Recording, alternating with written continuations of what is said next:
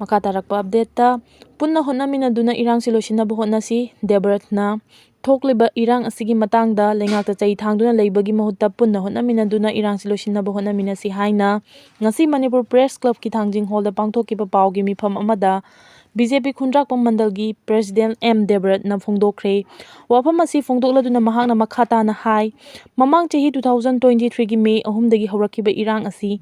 lengak asina war on drugs lauthokiba mito khandoknaba NRC Chatnahanba hotnaba border fencing chingba tawnaba hotnarakpa asidagi irang sewrakibani haibasi lamdam asigi miyamna khangi madu khangna kanaguma kharana social media amadi atai platform kayada lengaki luchingba singbu hunduna ngangbagi thabak chatharakliba asi laibak thibani thokliba irang asina maram oiduna yum kaya tumkhre miyoi kayagi punsi manghankre amadi miyoi kaya relief camp ta leiduna awaba kaya mayoknaduna leiri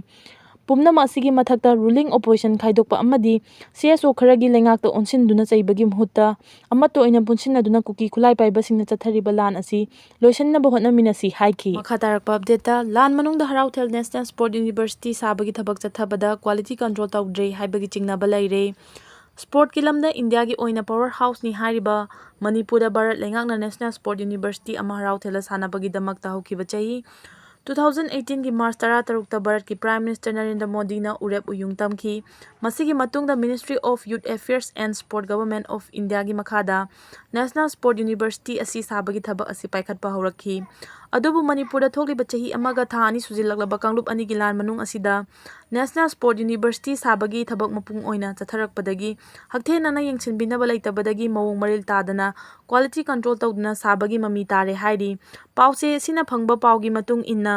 इम्फालदगी kilometre 19 चलगा Imphal west district की कौट्रुक हराउथेलदा साबा हौरखिबा national sport university असि लान मनुंगदा मसिंग यामदबा सिनमी थाजिनदुना साबगी थबक चथबदा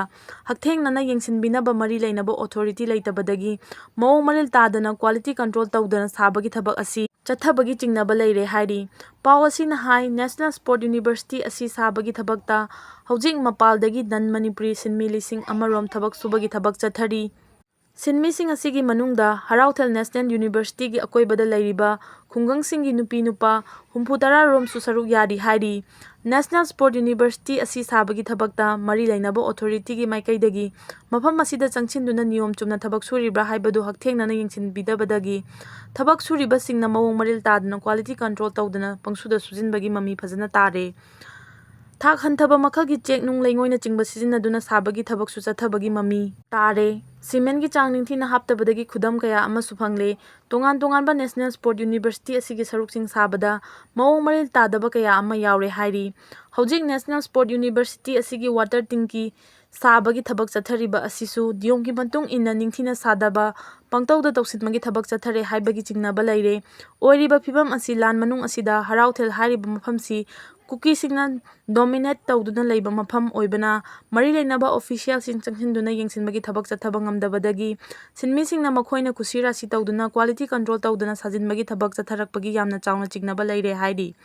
khwaidagi nungaitribadi national sport university harauthel tariba lambi paring asisu aduki matik fatre lambi mayada komjau kaya leire koilas thaduna ningthina semdabadagi hojik lambi paring asi uful adumaki hoba haibadu oire masina thangnana leiriba khungang singda aduki matik awaba mayoknaduna leire nongju thadana hena lambi chathok chasin tawbagi khudong thiba asi hena mayoknai hairi Assamdagi Muslim Marriage Divorce Registration Act lokthulagani haina cabinet na warep lawkhre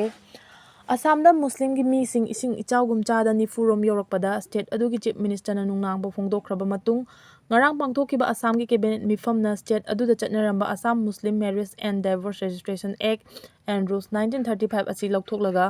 atopa ma mahut sinaba warep lawkhre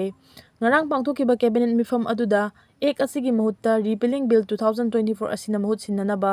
lakadawriba assembly gi ningtham mifamda su warep lawragani haina chief minister na mahaki ex account ta thadoraki mahaki account aduda hai pikli banupi macha sing amadi ngasigi miro sing asi kannanaba aikoina chap chaba khongthang ama lokhatuna child marriage ki kannanaba hotnagani Assam Muslim Marriage and Divorce Registration Act asigi mahutta Assam Repealing Bill 2024 asi sindokani haina Chief Minister Himanta Biswa Sharma na social media gi post phongdokhibani cabinet mifam aduda British era Act su lokthoknaba chahi asigi February thada warep lokhiba laikhre haina phongdorakhi ꯃꯈꯥ ꯇꯥꯔꯛꯄ update ꯑꯁꯤꯗꯤ ꯄꯥꯎꯅꯤꯡ ꯈꯣꯜꯗꯒꯤ ꯂꯧꯈꯠꯆꯔꯛꯀꯦ꯫ ꯃꯩꯇꯩ ꯅꯨꯄꯤꯁꯤꯡꯅ ꯑꯆꯧꯕ ꯊꯧꯗꯥꯡ ꯂꯧꯗꯨꯅ ꯂꯥꯛꯂꯤ꯫ ꯃꯩꯇꯩ ꯅꯨꯄꯤꯁꯤꯡꯅ ꯂꯩꯕꯥꯛ ꯑꯁꯤꯒꯤꯗꯃꯛ ꯂꯧꯔꯛꯄ ꯊꯧꯗꯥꯡꯁꯤꯡꯒꯤ ꯃꯈꯥ ꯇꯥꯔꯛꯄ ꯑꯣꯏꯅ ꯍꯧꯖꯤꯛ ꯊꯣꯛꯂꯤꯕ ꯆꯍꯤ ꯑꯃꯒ ꯊꯥ 2 ꯍꯦꯟꯖꯤꯜꯂꯛꯂꯕ ꯏꯔꯥꯡ ꯑꯁꯤꯗꯁꯨ ꯑꯆꯧꯕ ꯊꯧꯗꯥꯡ ꯂꯧꯔꯤ꯫ ꯍꯧꯖꯤꯛ ꯃꯩꯇꯩ ꯅꯨꯄꯤꯁꯤꯡꯅ ꯂꯧꯔꯤꯕ ꯊꯧꯗꯥꯡ ꯑꯁꯤ ꯃꯅꯤꯄꯨꯔꯒꯤ ꯑꯄꯨꯟꯕꯒꯤ ꯁꯛꯇꯝ ꯃꯥꯡꯍꯟꯗꯕ ꯑꯃꯗꯤ ꯂꯩꯕꯥꯛ ꯑꯁꯤꯒꯤ ꯉꯝꯈꯩ ꯉꯥꯛꯅꯕꯒꯤꯗꯃꯛ ꯂꯣꯏꯅꯅ ꯃꯩꯇꯩꯁꯤꯡ ꯌꯦꯛꯅꯕꯗꯒꯤ ꯀꯟꯅꯅꯕ ꯂꯧꯔꯤꯕ ꯊꯧꯗꯥꯡꯁꯤꯡꯅꯤ꯫ ꯃꯩꯇꯩ ꯅꯨꯄꯤꯁꯤꯡꯅ ꯂꯧꯔꯤꯕ ꯊꯧꯗꯥꯡꯁꯤꯡ ꯑꯁꯤ ꯃꯥꯂꯦꯝꯒꯤ ꯑꯇꯩ ꯃꯐꯝ ꯑꯃꯠꯇꯗ ꯂꯩꯕ ꯅꯨꯄꯤꯁꯤꯡꯅ ꯂꯧꯈꯤꯕꯒꯤ ꯁꯛꯇꯝ ꯎꯈꯤꯗ꯭ꯔꯤ, ꯇꯨꯡꯗꯁꯨ ꯂꯧꯔꯛꯀꯅꯤ ꯊꯥꯖꯗꯦ꯫ ꯂꯩꯕꯥꯛ ꯑꯁꯤꯗ ꯂꯩꯔꯤꯕ ꯅꯨꯄꯤ ꯉꯥꯛꯇꯒꯤ ꯑꯣꯏꯕ ꯅꯨꯄꯤ ꯀꯩꯊꯦꯜꯒꯨꯝꯕ ꯃꯥꯂꯦꯝꯒꯤ ꯃꯐꯝ ꯑꯃꯠꯇꯗ ꯂꯩꯇꯕꯒꯨꯝ, ꯏꯇꯤꯍꯥꯁ ꯑꯣꯏꯔꯕ ꯑꯍꯥꯟꯕ ꯑꯃꯁꯨꯡ ꯑꯅꯤꯁꯨꯕ ꯅꯨꯄꯤ ꯂꯥꯟꯒꯨꯝꯕ ꯊꯧꯗꯣꯛꯁꯨ ꯃꯥꯂꯦꯝꯒꯤ ꯃꯐꯝ ꯑꯃꯠꯇꯗ ꯊꯣꯛꯈꯤꯗ꯭ꯔꯤ꯫ ꯊꯧꯗꯣꯛꯁꯤꯡ ꯀꯌꯥꯗꯨꯒꯤ ꯃꯅꯨꯡꯗ ꯃꯩꯇꯩꯒꯤ ꯁꯦꯡꯂꯕ ꯂꯩꯐꯝ ꯀꯪꯂꯥꯗꯒꯤ ꯑꯁꯥꯝ ꯔꯥꯏꯐꯜꯁ ꯂꯧꯊꯣꯛꯍꯟꯈꯤꯕ ꯅꯤꯡꯁꯤꯡꯕ ꯌꯥꯏ꯫ ꯍꯧꯖꯤꯛꯁꯨ ꯄꯥꯝꯗꯕ ꯍꯤꯡꯁꯥꯒꯤ ꯊꯧꯗꯣꯛ ꯌꯥꯎꯅ ꯀꯨꯀꯤ ꯃꯤꯂꯤꯇꯦꯟꯠꯁꯤꯡꯅ ꯃꯤꯇꯩꯗ ꯆꯠꯊꯔꯛꯄꯗ ꯍꯤꯡꯁꯥ ꯑꯁꯤꯕꯨ ꯊꯤꯡꯕꯗ ꯁꯔꯨꯛ ꯌꯥꯅꯕꯒꯤꯗꯃꯛ ꯄꯨꯁꯤꯜꯂꯛꯄ ꯑꯁꯥꯝ ꯔꯥꯏꯐꯜꯁꯅ ꯍꯤꯡꯁꯥ ꯑꯁꯤ ꯊꯤꯡꯕꯒꯤ ꯃꯍꯨꯠ ꯀꯨꯀꯤ ꯃꯤꯂꯤꯇꯦꯟꯠꯁꯤꯡꯒꯤ ꯃꯤꯆꯪ ꯆꯪꯕꯒꯨꯝꯕꯒꯤ ꯊꯧꯗꯧ ꯇꯧꯔꯛꯄꯗꯒꯤ ꯑꯁꯥꯝ ꯔꯥꯏꯐꯜꯁ ꯂꯝꯕꯤꯗ ꯆꯠꯊꯣꯛ ꯆꯠꯁꯤꯟ ꯐꯥꯎꯕ ꯊꯤꯡꯗꯨꯅ ꯍꯜꯍꯟꯈꯤ꯫ ꯀꯨꯀꯤ ꯃꯤꯂꯤꯇꯦꯟꯠꯁꯤꯡꯅ ꯇꯝꯄꯥꯛꯀ ꯆꯤꯡꯒꯒꯤ ꯇꯥꯏꯅꯕ ꯆꯤꯡꯈꯣꯡꯗ ꯈꯨꯟꯗꯥꯕ ꯃꯩꯇꯩꯁꯤꯡꯗ ꯅꯣꯡꯃꯩꯒꯤ ꯂꯥꯟ ꯆꯠꯊꯕꯒ ꯂꯣꯏꯅꯅ ꯌꯨꯝ ꯃꯩ ꯊꯥꯕꯒꯤ ꯊꯕꯛ ꯆꯠꯊꯔꯛꯄꯗ ꯃꯩꯇꯩꯁꯤꯡꯗ ꯈꯣꯏꯔꯥꯡ ꯈꯣꯏꯁꯥꯎꯅ ꯍꯜꯂꯛꯄ ꯑꯁꯤꯗ ꯀꯨꯀꯤ ꯃꯤꯂꯤꯇꯦꯟꯠꯁꯤꯡꯗ ꯃꯇꯦꯡ ꯄꯥꯡꯁꯤꯜꯂꯤ ꯑꯃꯗꯤ ꯃꯤꯇꯩꯒꯤ ꯈꯨꯜ ꯉꯥꯛꯂꯤꯕ ꯈꯨꯟ ꯉꯥꯛꯄꯁꯤꯡ ꯅꯨꯃꯤꯗꯥꯡꯒꯤ ꯃꯇꯝꯗ ꯐꯥꯅꯕ ꯀꯣꯏꯇꯥꯟ ꯇꯥꯟꯅꯩ꯫ ꯍꯥꯏꯔꯤꯕ ꯑꯁꯥꯝ ꯔꯥꯏꯐꯜꯁ ꯌꯥꯎꯅ ꯀꯨꯀꯤꯁꯤꯡꯅ ꯆꯠꯊꯣꯛ ꯆꯠꯁꯤꯟ ꯇꯧꯕ ꯌꯥꯅꯕꯒꯤꯗꯃꯛ ꯂꯝꯕꯤꯗ ꯊꯣꯛꯄꯗ ꯂꯩꯀꯥꯏ ꯂꯩꯀꯥꯏꯒꯤ ꯀ꯭ꯂꯕꯁꯤꯡꯅ ꯑꯃꯗꯤ ꯑꯇꯩ ꯑꯣꯔꯒꯅꯥꯏꯖꯦꯁꯟꯁꯤꯡꯅ ꯅꯨꯄꯥ ꯅꯍꯥꯁꯤꯡ ꯊꯣꯔꯛꯅꯕ ꯀꯧꯊꯣꯛꯄꯒꯤ ꯃꯍꯨꯠ ꯏꯃꯥ ꯏꯕꯦꯜꯁꯤꯡ ꯍꯥꯏꯕꯗꯤ ꯅꯨꯄꯤꯁꯤꯡ ꯀꯧꯊꯣꯛꯅꯔꯤ꯫ ꯃꯁꯤꯃꯛꯅꯁꯨ ꯃꯩꯇꯩ ꯅꯨꯄꯤꯁꯤꯡꯒꯤ ꯁꯛꯇꯤ ꯑꯁꯤ ꯇꯥꯛꯂꯤ꯫ ꯄꯨꯝꯅꯃꯛ ꯑꯁꯤ ꯌꯦꯡꯂꯨꯔꯒ ꯍꯧꯖꯤꯛ ꯀꯩꯗꯧꯉꯩ ꯂꯣꯏꯁꯤꯟꯒꯗꯒꯦ ꯍꯥꯏꯕ ꯉꯝꯗ꯭ꯔꯤꯕ ꯃꯩꯇꯩ ꯀꯨꯀꯤ ꯃꯔꯛꯇ ꯊꯣꯛꯄ ꯀꯥꯡꯂꯨꯞ ꯐꯨꯔꯨꯞꯀꯤ ꯏꯔꯥꯡ ꯇꯥꯔꯛꯂꯕ ꯑꯁꯤ ꯂꯣꯏꯁꯤꯟꯅꯕꯒꯤꯗꯃꯛ ꯃꯩꯇꯩ ꯅꯨꯄꯤꯁꯤꯡꯒꯤ ꯃꯇꯦꯡ ꯂꯧꯕꯁꯨ ꯃꯔꯤ ꯂꯩꯅꯕꯁꯤꯡꯅ ꯂꯧꯕ ꯆꯨꯝꯂꯒꯅꯤ꯫ ꯃꯩꯇꯩ ꯅꯨꯄꯤꯁꯤꯡꯅ ꯀꯥꯡꯂꯨꯞ ꯐꯨꯔꯨꯞ ꯑꯅꯤ ꯑꯁꯤꯗ ꯃꯈꯥ ꯇꯥꯅ ꯍꯤꯡꯁꯥꯒꯤ ꯊꯕꯛ ꯆꯠꯊꯗꯅꯕ ꯈꯥꯝꯂꯒ ꯑꯃꯗꯤ ꯀꯨꯀꯤ ꯅꯨꯄꯤꯁꯤꯡꯗꯁꯨ ꯏꯔꯥꯡ ꯑꯁꯤꯒꯤ ꯃꯥꯡꯖꯕ ꯑꯃꯗꯤ ꯃꯥꯡꯖꯔꯛꯀꯗꯕꯁꯤꯡ ꯄꯨꯝꯅꯃꯛ ꯋꯥꯔꯤ ꯁꯥꯃꯤꯟꯅꯗꯨꯅ ꯋꯥꯈꯜ ꯇꯥꯃꯤꯟꯅꯍꯟꯕ ꯉꯝꯂꯕꯗꯤ ꯇꯨꯡ ꯀꯣꯏꯅ ꯐꯥꯎꯕ ꯃꯍꯧꯁꯥꯒꯤ ꯐꯤꯕꯝꯗ ꯍꯟꯖꯤꯜꯂꯛꯄ ꯉꯝꯒꯅꯤ ꯊꯥꯖꯩ꯫ ꯃꯔꯝ ꯑꯗꯨꯅ ꯃꯩꯇꯩ ꯅꯨꯄꯤꯁꯤꯡꯅ ꯊꯣꯛꯂꯤꯕ ꯀꯥꯡꯂꯨꯞ ꯐꯨꯔꯨꯞꯀꯤ ꯍꯤꯡꯁꯥ ꯆꯠꯊꯔꯤꯕꯁꯤ ꯂꯣꯏꯁꯤꯟꯅꯅꯕ ꯍꯣꯠꯅꯕꯁꯨ ꯇꯧꯗ꯭ꯔꯕ ꯌꯥꯗ꯭ꯔꯕ ꯊꯧꯗꯥꯡꯅꯤ, ꯈꯟꯅ ꯊꯕꯛ ꯇꯧꯕꯒꯤ ꯇꯉꯥꯏꯐꯗꯕꯁꯨ ꯂꯩ ꯍꯥꯏꯕꯁꯤꯗ ꯅꯩꯅꯃꯤꯟꯅꯕ ꯌꯥꯏ꯫